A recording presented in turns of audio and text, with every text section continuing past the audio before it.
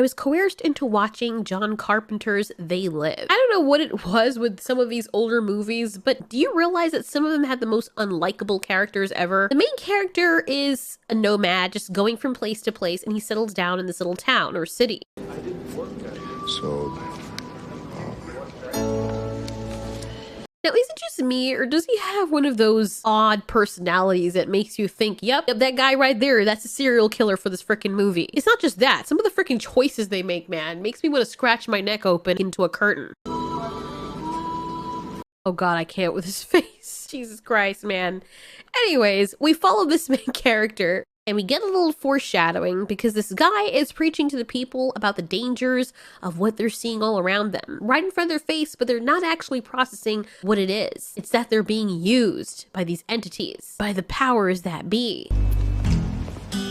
They ask you how you are, you just have to say that you're fine when you're not really fine, but you just can't get into it because they would never understand. Based on what we've seen, it looks as though some people might see exactly what that guy was talking about. And then our strange little main character friend settles down in like this homeless community. The next morning he finds work, and I'm telling you, if you want a quick job, construction jobs are the easiest to do because they can always use more hands. There he becomes friends with the older version of Mekhi Phifer. I do like this guy because he's a really good friend, and you can tell he really looks out for the main character. One thing's for sure, I surely like him more than I like the main character. Even when stuff starts moving, because this movie starts off very freaking slow, the main character is still so unlikable. Even as the hero, he gives me these Steven Seagal kind of vibes, and I can't stand Steven Seagal. You know, there's nothing really wrong with ego and confidence, but there's a way to do it, and I just felt like it was done the wrong way with Steven Seagal and this main character. But anyways, I digress. The bald guy shows him back to the community where to get food, and everything seems really chill and like paradise, even though it looks like total ass in this area. Feels like some kind of crazy game.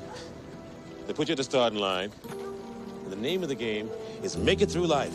Then some messages start to trickle in throughout the movie as we hit like the 10-minute mark. Aside from bald guy telling our stupid main character all of this, we also see on TV this guy, the glasses, telling people that they need to be aware of what's happening. We're so caught up with ourselves and so caught up with buying and spending and yada yada that we don't have time for each other. To others, we are focused only on our own gain.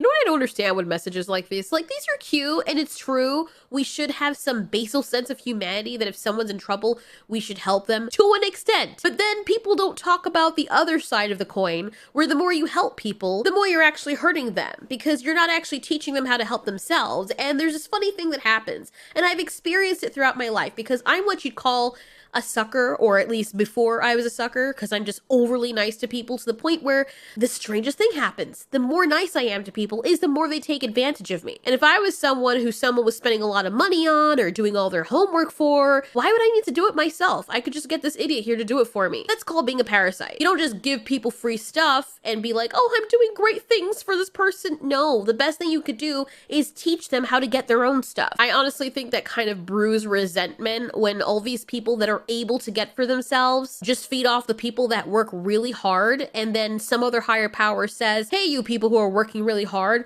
let's take up to half of your stuff and give it to these people over here who aren't working very hard, you know, just because. And then you wonder why the people who are working their asses off start to resent those people who can work but they choose not to. I've seriously met people like that. I even have some distant relatives like that, and we just started ignoring them because they were just begging all the time. They never asked what they can do for you or how they can help you. It's all about what you can do for them. Same thing with someone who I thought was my friend, and I realized that the conversation always ended with, can you do this for me? Can you do this for me? Can you do that for me? So while there's some truth to these messages in this movie, I feel like people often forget that a lot of the people who are successful, a lot of them also came up from nothing. And because they were ambitious and worked hard for what they have, and toiled and sweated and sacrificed and took risks, that's where they are today. It's unfair for you to look at someone like that spent 20 years of their life suffering and busting their behinds to make it. That person's selfish because they only want to take all their own earnings and give it to their family and not to this person over here, this asswipe over here, who just sits on his couch all day and never looks into making himself better.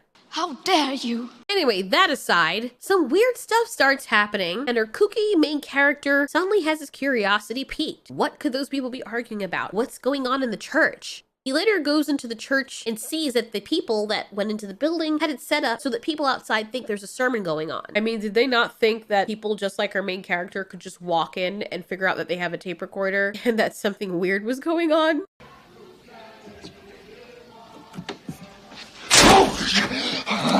Just leaving, you know. Your door was open. Just wanted to close it. Didn't want no one breaking in. Neighborhood watch. Look, I know the guy's blind and that's apparently how they see people, but I think it's a bit disrespectful. You know, you're living in human society. We don't know if you adequately wiped your hands since you can't see if shit's still on your ass when you wipe. Like, don't put your fingers near my mouth, dude. What the frick is wrong with you? Do people still do that? Like, I'm seriously not trying to be mean or anything, but also consider that they might have been feeling up somebody else's face just moments ago. If this guy just felt up another dude's face who was sucking scum and sput and then touched your face, not knowing there was still dried up skiz on his face of the previous person, now you have it all over your freaking lips. Ugh, that just skeeved me out. Understandably, the main character is freaked the hell out. And the other guy, the blind guy, was feeling him up, was like, you'll be back, don't worry. We also noticed that a helicopter has been circling the place. What's inside there, Wild? All kinds of cardboard boxes, some kind of lab setup. Our main character's just got a feeling that something is up. What was that guy talking about? What are those people doing in there? Why are they being all secretive? I want in on it, because I just can't mind my own business. The nice friendly bald guy is like, you know what? You should just keep to yourself. You must have not grown up in New York, because you would know better. You see something that you think you're not supposed to be seeing?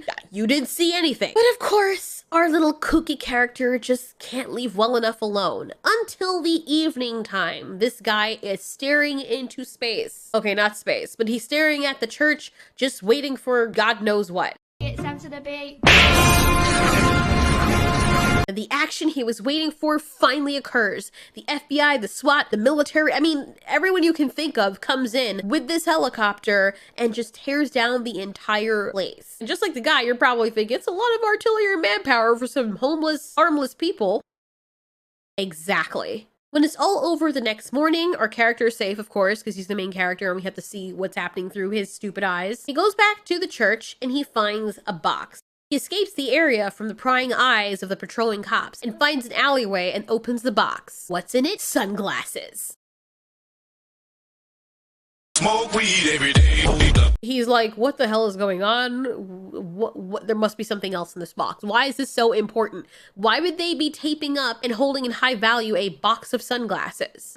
Oh, but you see, these are no ordinary sunglasses. Oh no, because when he puts these on, he sees in black and white. But not only can he see in black and white, he can see what he's really been looking at, but not processing. It's like the sunglasses open his eyes to the subliminal messaging that has been going on all over. I do like the filter they use for the black and white because basically they're saying, hey, this allows you to see in black and white what's evil and what's good. Not only can he see the subliminal messages of the signs, but he also sees something else. Scary how that kind of feels like what we're going through now. It feels like Twitter. This whole scene right here is Twitter. Obey, consume, watch TV, sleep, don't have any independent thought, conform. What's your problem?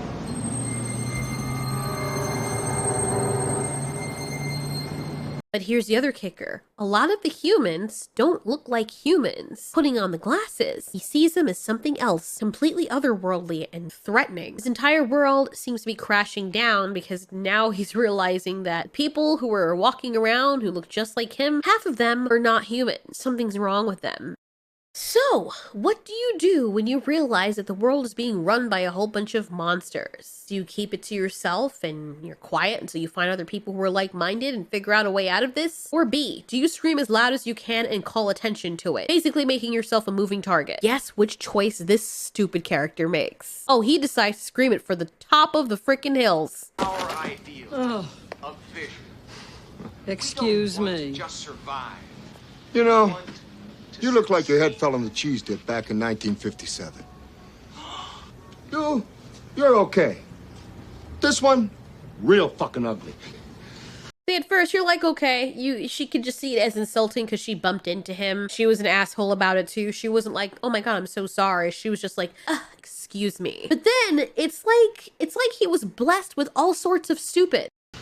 You see, I take these glasses off. She looks like a regular person, doesn't she, huh? Put them back on. Formaldehyde face. That's what we got. Enough. Sweet Lord, dear God.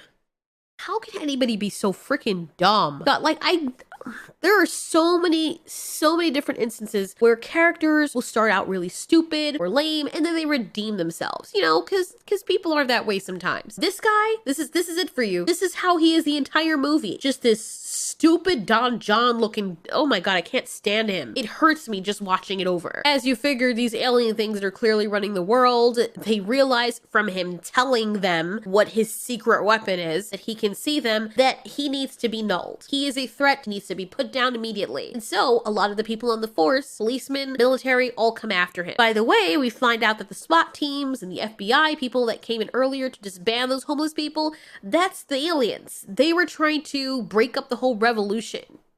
At least he lets the regular people go. At least for now he does. Later on it doesn't really matter. Because this mook went guns a-blazing, he needs a way to get out of there and lay low for a while. So he kidnaps this girl and forces her to drive him to her house. By the way, the way this lady acts when she's kidnapped, that is the way that you should behave. Especially if someone has a gun to your head. She's very cool, she's calm, she's collected. And then at first you think that these people are gonna hit it on, right? You're like, ooh, strong guy with a gun. Oh my God, sleep with him. No, it doesn't work out like that. Thank God it doesn't, because that would be really freaking cringe. Instead, the character is stupid, yet once again, you can always depend on this character to make the dumbest decisions ever known to the human race. And he turns his back on this woman who is a victim, knowing that as a human, or maybe not knowing because he's an idiot, she will take any opportunity that she gets to get away or to hurt him or stab him in the head. He tries to tell her about the glasses, then he gets all relaxed and he's like, don't try anything funny, and then turns his back on the woman and she shanghais him out the freaking window. That's what he gets. After getting a night's rest on the pavement, he goes back to the construction site to find his bald friend. Now he wants to tell his bald friend what's been happening. His bald friend does everything to try and help him. He doesn't even tell anyone what's going on because by now this guy's face is all over the news. Of course, the aliens are not going to let him get away. The bald guy's like, get out of here. One thing I was thinking though is if you don't know this person, it's not like they've been friends for ages. You meet this random dude, he's working with you, you've known him for what, like a few days? Then you find out that he's killed a whole bunch of people, because remember, the bald guy does not know that all of these people this guy killed were aliens. As far as he sees on the news, this guy went crazy with a gun and started shooting innocent people, and you just let him go.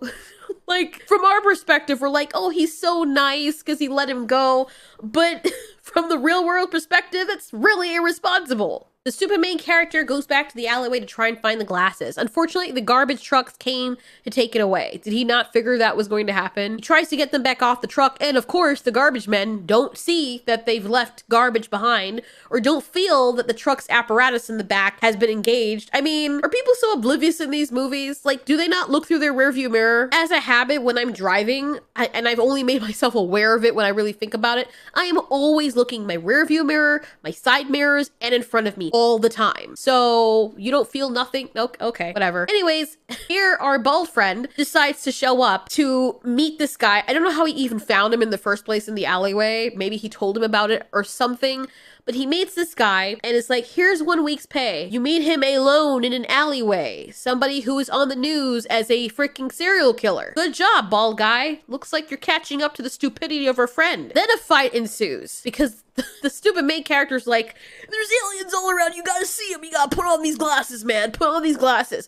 Bald guy's like, you know what? On second thought, this was probably a really bad idea, so let me bounce. But he doesn't get to bounce effectively. He just crashes into the ground because this guy just starts clobbering. I can't really blame the main character because he knows that everyone's life is in danger. I mean, I guess you gotta figure that these things have been around for a very long time and nothing's really happening. All that's really happening is you're just conforming and doing whatever. So what exactly do you intend to do when they have the full force of the military and everything else on their side? And they're freaking extraterrestrials with better technology than we have. Whatever, it's this movie. What ensues is the longest fight I have ever seen in my life between two people. And it looks legit. Like they're beating each other to the pulp. And when you think that someone's down and they're gonna walk off, you're like, okay, it's over. No, it's not. Let's go on for another freaking 15 minutes. But honestly, because now I know what the main character does, whenever the bald guy gets up to walk away, I'm like, no, don't let him get away, because now you want him to see what the main character sees. Otherwise, the main character is crazy.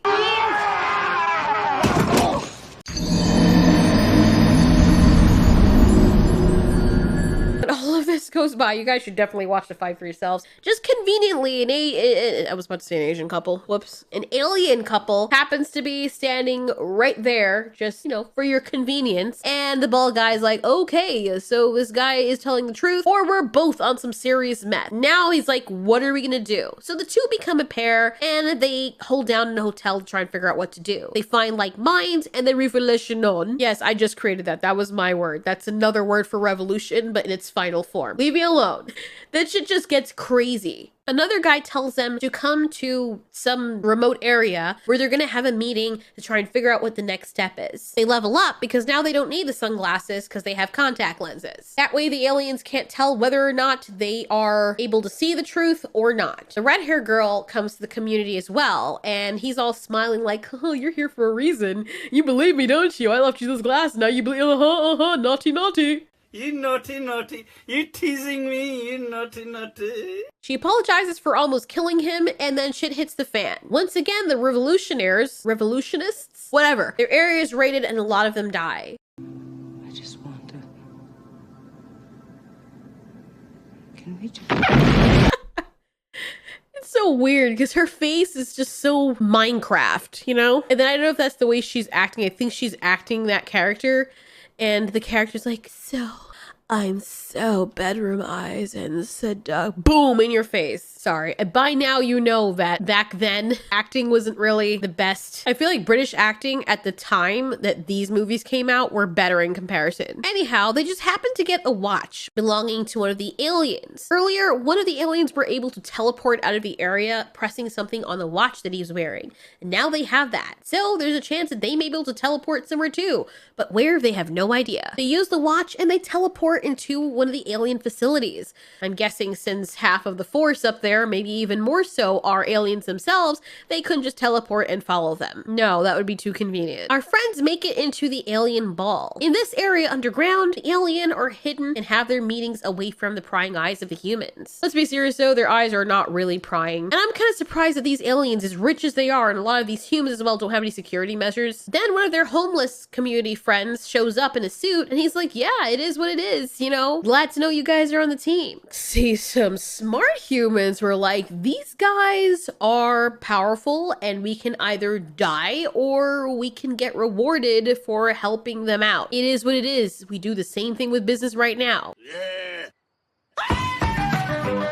The classy guy shows them around and then they turn on him. They learn everything they're supposed to know because, you know, that's what you do. Like I said, the security is severely lacking in this facility. Apparently the girl was in on it trying to help them because she also worked at the area, and they try to keep her safe while everything goes to tatters. How are these aliens overcome so easily? It's just odd. It's not like they just came here yesterday. These aliens have been here for a while and they understand military protocol. They understand security measures. Are they that overly confident that they don't put security measures within their facility? That they don't consider that a human might one day get a hold of their teleportation devices and use it? Because I guess aliens don't get robbed in that universe, right? We've seen aliens sleeping with humans. And there are a lot of escorts and people who will go in and steal from people. That never happens to them. They don't see a nice little watch and they're like, I'm gonna snatch that, and then accidentally use it to go teleport somewhere. You naughty, naughty. And somehow these civilians that are not military personnel are able to take out military personnel super easy. Because if military guys know that they are armed and dangerous civilians waltzing around in their facility, they're gonna just come through the stairs. Tra-la-la, tweedledum, I'm never gonna use my gun. It's so silly. But the big signal thing at the top of the roof where the main character is going, it was supposed to take that out. Because apparently that's what's keeping everything hidden from the populace, from mankind. But before he can do anything, the girl that was supposed to be their friend turns on them, and apparently she got his friend down in the stairwell. She's like, don't do it, and he's like, I'm gonna do it, and she shoots him. He draws on her and takes her out, but then one of the soldiers from the helicopters take him out. But the good news is the veil is dropped from over the eyes of the people, and they can now see the aliens for what they are. I like the segments that they put on the end because some guy's just sitting in the bar and he's an alien, he still thinks he looks like a human, and all the people are looking at him, he's like, which means to him, he can probably see other aliens as they already are. Whatever they have, that little signal is just an illusion to the humans. Then some girl is in the middle of doing one of the aliens. Hey, what's wrong, baby? Oh my god, it was so freaking stupid, dude. But you know, it's an interesting concept, and I've seen a lot of movies do that afterwards, especially this movie is called Branded. You guys haven't seen it? It's a crappy movie, but I liked it because it kind of reminded me of how I see things in my head. I see companies as dragons, and then they have these subsidiaries, and they're other creatures too. Like, it's just weird. And then they kind of made those companies or brands in the movie look like creatures, which is exactly how I see them. Then you have The Matrix, which is kind of funny because this movie was essentially The Matrix in a way. Anyways, obviously this movie was very romanticized, and a handful of humans would not take down an entire establishment of aliens who are individuals knee deep in the government and military facilities. Like, that would not happen. Those humans would have been dead. I think all of this was just wishful thinking and the guys lying down on the ground beat up somewhere. Anyways, what would you guys do in this situation if you suddenly put on these glasses and you found out that the world was not as you thought? I mean, we don't need glasses for that, to be honest. A lot of people have already seen it, but what would you do? Just go with the flow, or pull out all the stops like this dude did and die a very happy death, as you know, you got them now. I gotta say, the aliens were really stupid in this movie. Like, zero security measures whatsoever. That thing just hurt me. Anyways, thanks so much for watching. This has been Ultiori. You ask, we answer.